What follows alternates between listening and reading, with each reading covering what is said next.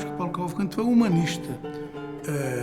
Foi um grande comunista, sempre foi coerente com a sua ideologia, era uma pessoa humana de grande dimensão, cultivava muitos amigos. Um pai de família incrível, maravilhoso. Era aquele pai que todos desejam ter. Um excelente amigo. E gostava de agregar, ele gostava de fazer festas, de se reunir com as pessoas. Um homem que tinha as preocupações sociais que ele teve em 1930 e tanto, quando ele foi trabalhar na Inspetoria de Obras contra as Secas, no sertão de Pernambuco, e que voltou muito marcado com o quadro de miséria e com a inabilidade, a incompetência, o desprezo que o governo dava, então, àquela situação. Um homem que se preocupou tanto com o outro, um homem que se preocupou tanto com o humano, não podia ser aquela pessoa que se dizia fria, ateísta, indiferente a tudo, não era. Ele era um homem corajoso, era um homem que não temia ser preso, não temia violência. Ele era absolutamente comprometido com a luta do povo. Ele era uma pessoa muito elegante e chegava na rua, ele andava com aqueles ternos muito bem passados, muito bem arrumados. A mãe dele era irmã do meu pai. E então, meu pai era engenheiro prático e trabalhou nas obras contra as secas. Aí, a minha tia disse assim, Otoniel, vê se arranja um emprego para Paulo lá. Ele está sem fazer nada, não tá podendo estudar e está com 16, 17 anos. Aí Paulo levou para lá. Desde o dia em que parte para Salgueiro, a serviço da Inspetoria Federal de Obras contra as Secas, em 1932, a vida de Paulo Cavalcante se transforma. Do encontro com o flagelo da seca, nasce a indignação diante da fome, da doença e da morte. Testemunhei esse espetáculo de ver gente morrer de fome na minha cara. Eu nunca tinha visto gente morrer de fome. Dos 11 filhos, era talvez o único que ia à missa todo domingo. De repente eu vi que só rezar na vida não resolvia os problemas do homem. Era preciso fazer alguma coisa. Eu achava que a reza era uma atitude assim, mais beata, mais passiva, transferir para outra, e no caso os deuses, a solução dos problemas da terra. Eu acho que a indignação foi uma característica que marcou a vida política de Paulo Cavalcante. Paulo era um homem muito firme nas posições políticas dele. Quando ele fixava uma linha política, ele era irredutível. Essa era uma marca de Paulo. Mas era uma pessoa de um coração enorme. Convivi muito com advogados que eram adversários de Paulo Cavalcante, mas tinham um enorme respeito por ele. Me lembro dele no Fórum Paula Batista, ele como promotor. Quando ele passava, ele era uma pessoa que impactava os outros, pelo respeito que se tinha a ele.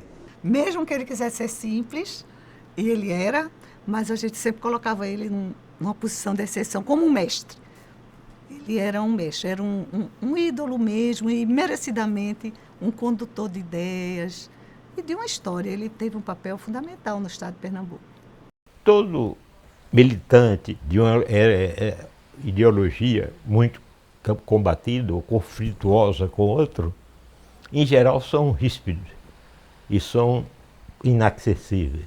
Ele era um homem muito acessível, dava essa ideia. Era um homem que não abria discussões desnecessariamente.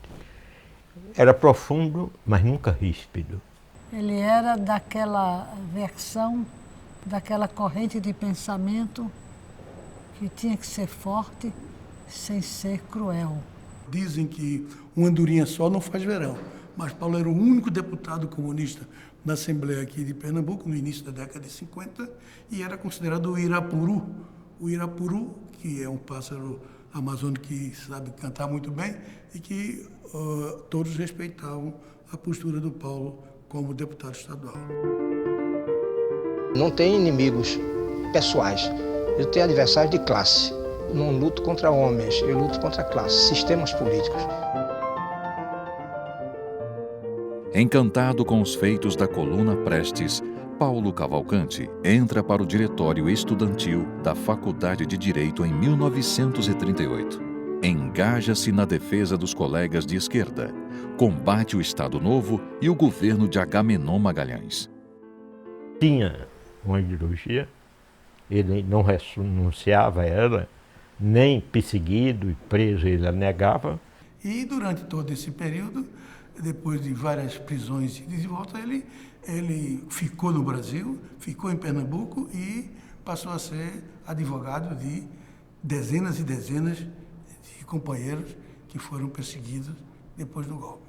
Ele tinha uma autocrítica, ele tinha uma postura admirável. Uma das coisas que eu mais admirei em Paulo foi a coerência, a postura, a honradez, a retidão e principalmente essa coerência mesmo que foi ditada pela disciplina dele como pessoa, pelos valores dele e pela militância dele na época no Partido Comunista. Em 1º de abril de 1964, o Brasil mergulha numa longa e brutal ditadura. A gente precisou sair de casa.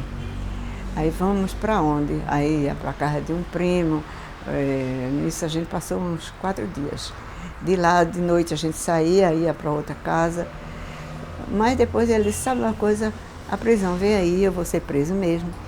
Então eu vou ficar em casa. E aí eu fui para a Associação de Jornalistas. E lá ele foi preso. Só mandou avisar, estava preso. Durante as 14 ou 15 prisões por as quais ele passou, que teve sempre uma conduta digna. Inclusive, me contou a Ofélia que ele tinha já uma espécie de uma valise pequenininha, com aparelho de barbear, com escolas já pronto para daqui a uma semana poderia ter sido preso outra vez. Uma vez ele estava preso e era Semana Santa. Quinta-feira da Paixão, ele me mandou um bilhete para Hermilo, feito em papel higiênico. Hoje, na sua igreja, na igreja de vocês celebram o lava-pés. Pois você imagine que meu companheiro de cela aqui foi machucado, bem machucado, e estava com ferimento grande na perna. E eu hoje fiz curativo na perna dele. Lavei, botei a medicação que eu mandei buscar por uns amigos e lavei a perna dele e o pé. Enquanto eu estava fazendo isso, eu me lembrei do ritual da Igreja Católica do lava-pés. Olha que coisa linda, que ato de amor. Um momento que a gente está comemorando os 100 anos de Paulo. Tem que passar muito claro para as futuras gerações de que nós tivemos pessoas que foram vítimas do regime, que sofreram muito na vida, mas nunca perderam a capacidade de amar. Eu acho que o que o fez enfrentar o que ele enfrentou, né, prisões, críticas, foi que Paulo era, sem dúvida nenhuma, porque merecidamente era assim, Paulo era um homem muito amado pelos amigos, por todos. A paixão de Paulo Cavalcanti pela literatura desperta na adolescência, com a leitura de 2 obras que o marcam para sempre: A Ilusão Americana, de Eduardo Prado, e Sonata Kreutzer, de Tolstói. Aos 22 anos, já cursando Direito, lança com amigos da Rua dos Prazeres o semanário satírico A Faísca. Em 1959, Paulo Cavalcanti ganha reconhecimento como escritor com o livro Essa de Queiroz, Agitador do Brasil. Eu li a biografia de Essa e foi muito útil a leitura. E ele tem um estilo muito bom, escorreito, limpo, a linguagem boa, o nível alto, os pensamentos seguros. E ele foi um intelectual, e um bom intelectual.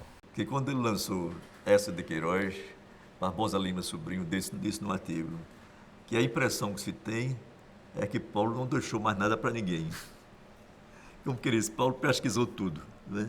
Porque Paulo era muito meticuloso no que ele escrevia, no que ele dizia. Em 78 e 80, lança os primeiros volumes de memórias. Um dia em casa eu sou visitado por um editor, Fernando Mangariello, da editora Alfa Ômega, de São Paulo. Ele me vinha fazer um convite para eu escrever um livro autobiográfico. E fui buscar no folclore pernambucano um verso. De circunlóquios eu nada sei. O caso eu conto como o caso foi. Na minha frase de constante lei, o ladrão é ladrão, o boi é boi. Na Livro Certo foi uma grande festa. Né? Paulo encheu a livraria pode dizer, de 6 às 10. Né? Nós vendemos, no primeiro volume, eu lembro demais disso, nós vendemos praticamente 500 exemplares numa noite. Um livro extraordinário. Nesse livro existe a narração do assassinato do Padre Henrique, né? E os desdobramentos do processo. E ele cita nomes, né? Cita nomes de juízes, cita nome de pessoas, possivelmente os assassinos, enfim. Esse livro Paulo lançou e ia na associação e ficava, às vezes, bem perto de pessoas que ele tinha denunciado, com toda a coragem, paciência e a audácia que ele tinha. Depois desse livro, os que ainda tinham dúvidas sobre violação de direitos humanos só iam ter dúvidas se quisessem ter. 2 anos depois, publica Nos Tempos de Prestes. E em 1985, o novo volume de memórias, A Luta Clandestina. Ele modificou o título, porque até o terceiro ele manteve o caso eu conto como o caso foi. Primeiro, segundo, terceiro. Né? No quarto volume ele botou A Luta Clandestina. Né? Mas botou lá o quarto volume, que era para o leitor entender de que aquilo era uma continuação das memórias políticas. Né?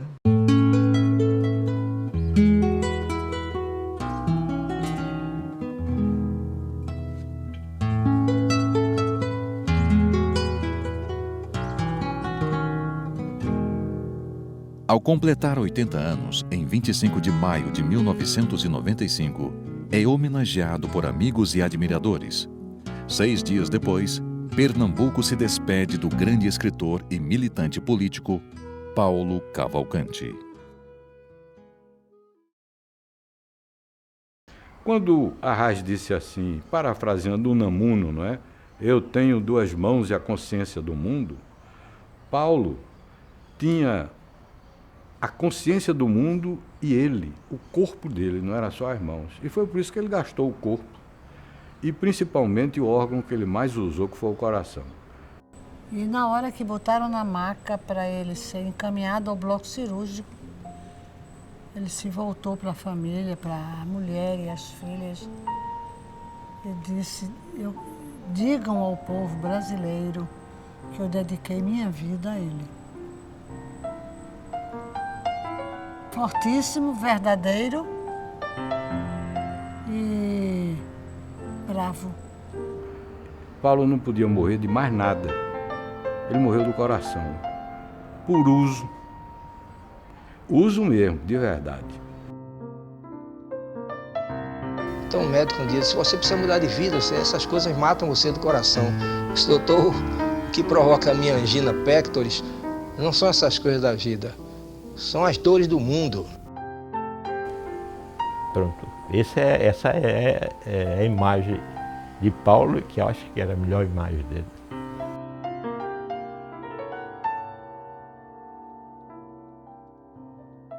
Olha, eu diria o seguinte, repito o que eu fiz na vida, impessoalmente. Pense nos outros antes de pensar em si próprio. Faça alguma coisa para salvar a vida dos outros, a sorte dos outros. Contribua para a felicidade do homem. Dê a sua contribuição como eu dei na vida.